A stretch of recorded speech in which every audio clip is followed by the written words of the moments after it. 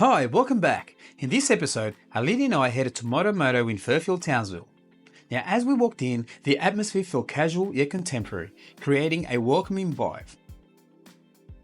After settling in, we dove into the menu and ordered the black tonkotsu for $18.95 and the wagyu beef yakiniku donburi for $22.95. I added the Make It More option for $6.90, which included a fresh iced tea and 2 pieces of gyoza. We chose both the vegetable and the pork gyoza. For drinks, I tried the lychee iced tea, which was refreshingly different. I had never had this flavour before and really enjoyed it. The pork gyozas were crispy and flavourful, with a delicate balance of savoury pork filling and crispy edges that gave it a nice bite. This was so good and a great start. Okay, it was now time to try the broth of the black tonkotsu ramen. The broth was deep and rich with a bold umami flavour, and the slow reduction of garlic and shallots gave it a hearty, comforting taste. Okay, and the pork belly, yum, it was tender and packed with flavour. Only problem? Not much meat in there, could have used a few more slices. The noodles were pretty good also, they were firm and perfectly absorbing the broth. So good. Next up was the peach iced tea, which is light and refreshing, very tasty.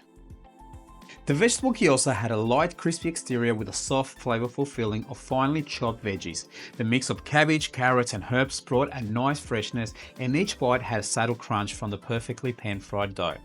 And while they were tasty, I found the flavour a bit more delicate compared to the richer pork gyoza. We also tried the miso soup for $3.50, a traditional Japanese soup that was warm, light and had that signature umami taste. Very nice. Now, onto the wagyu beef yakiniku donburi. The wagyu beef was incredibly tender, wow, practically melting in my mouth, with the yakiniku sauce adding a perfect balance of sweet and savoury flavours.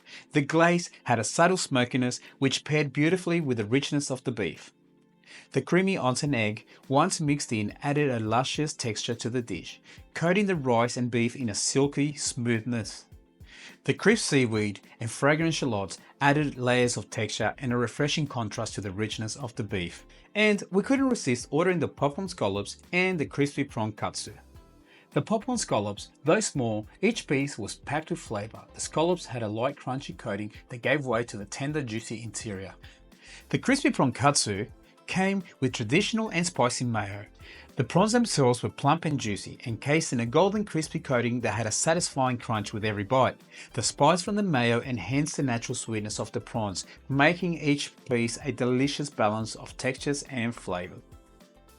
And to finish, we got the karaage fried chicken, 3 pieces of $6.95. The chicken had a perfectly crispy coating that crackled with each bite, and oops, one nearly got away.